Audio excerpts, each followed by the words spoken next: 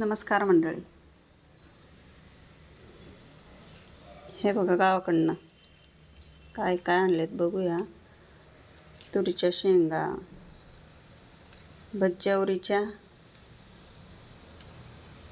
शेंगा, ही लिंब आहेत आणि ही भेंडी पण आहे आणि मिरच्या पण आहेत आणि जांब पण आहेत.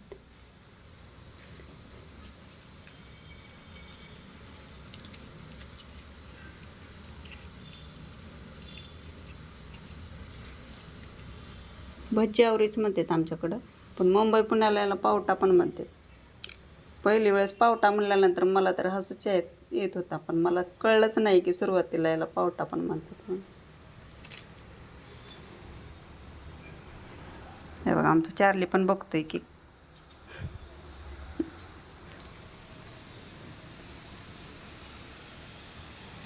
चार्ली म्हणतात, तुमच्याकडे काय म्हणतात कमेंटमध्ये मला सांगा.